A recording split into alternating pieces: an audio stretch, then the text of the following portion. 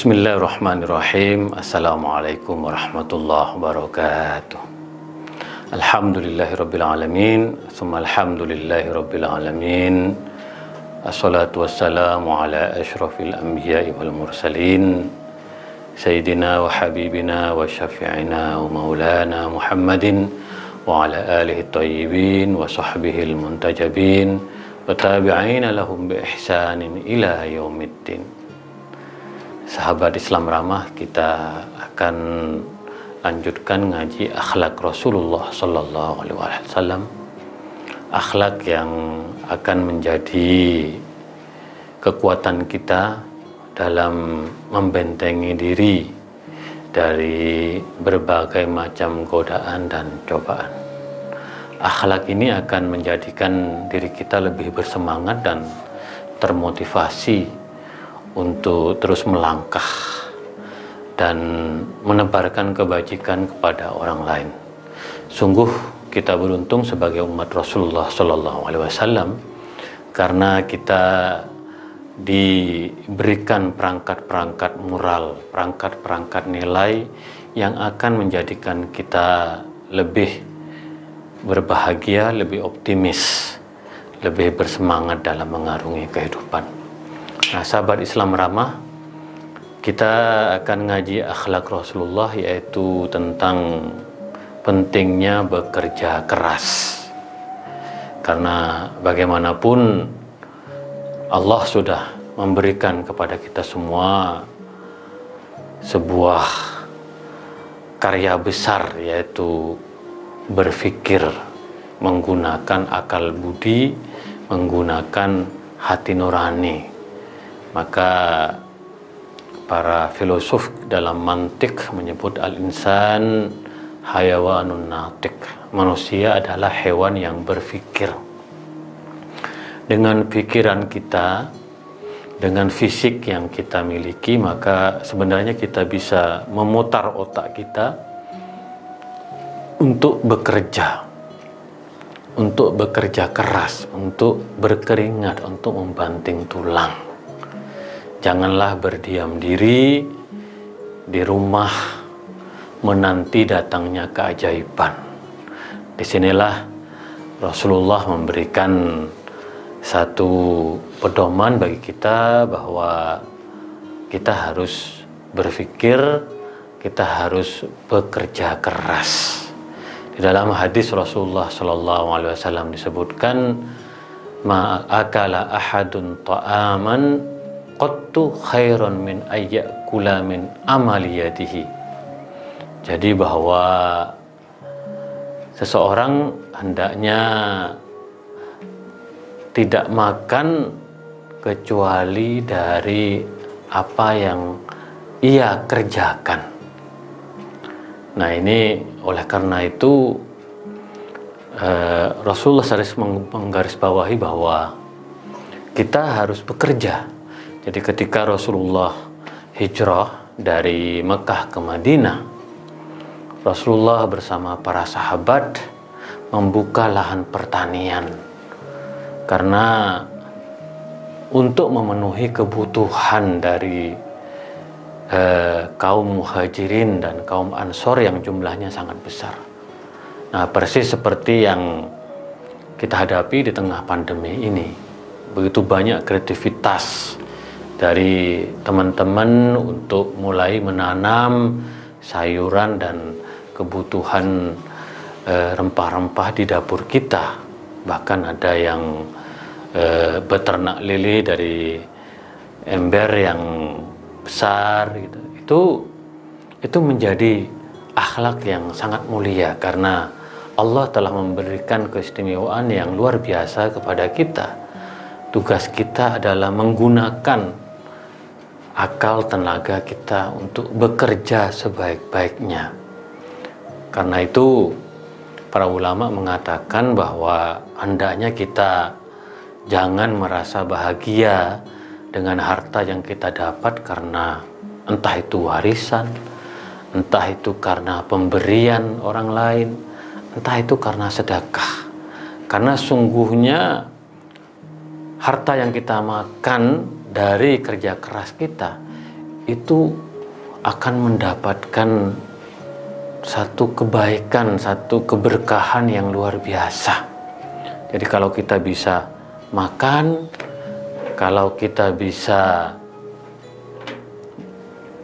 mendirikan rumah, mungkin kalau kita bisa membeli mobil dari hasil kerja keras kita, dari memeras otak dan memeras keringat, itu akan menjadi kebahagiaan yang luar biasa.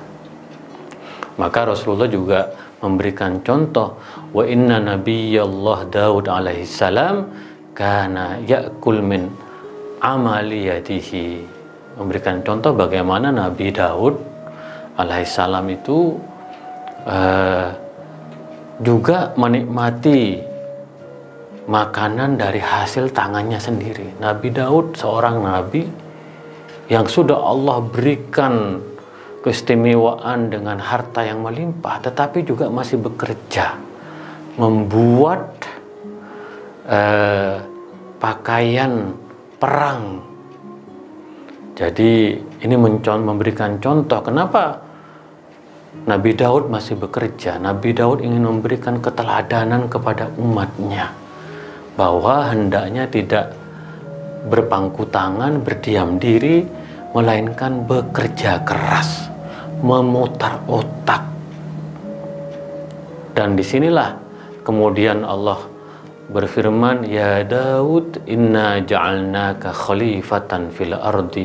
Wahai Daud, sungguhnya kami menjadikanmu sebagai wakil, sebagai khalifah di muka bumi.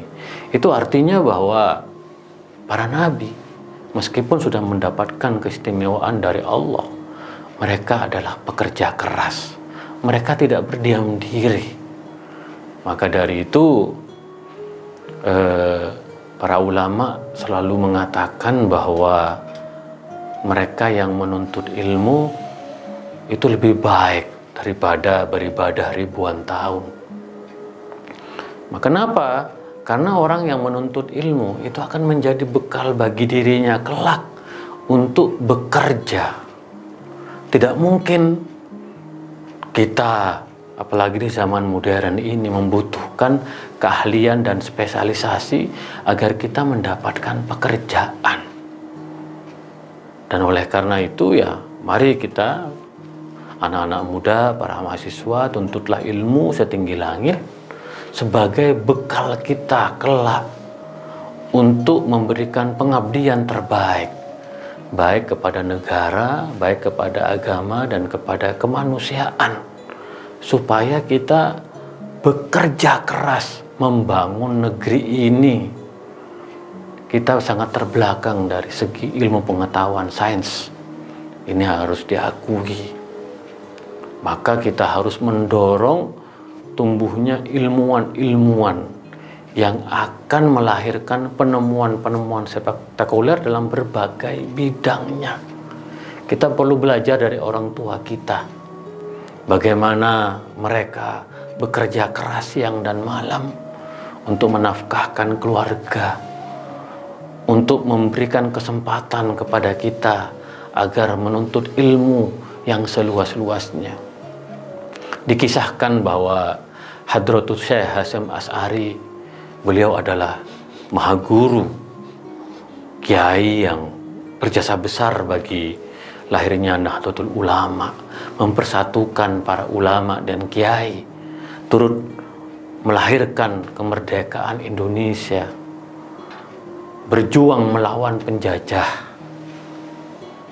Nah, Hadratus Syekh Hasyim Asy'ari mendirikan pesantren Tebuireng di Jombang, Jawa Timur yang sangat terkenal. Nah, dikisahkan bahwa selain mengajarkan di pesantren, Hadratus Syekh juga bertani, beternak, bekerja untuk menafkahkan para santri, menafkahkan keluarga. Maka kita melihat keberkahan yang luar biasa dari para santri-santri lulusan dari pesantren Tebuireng, wabil khusus murid-murid dari Hadratus Syekh Hasyim Asy'ari.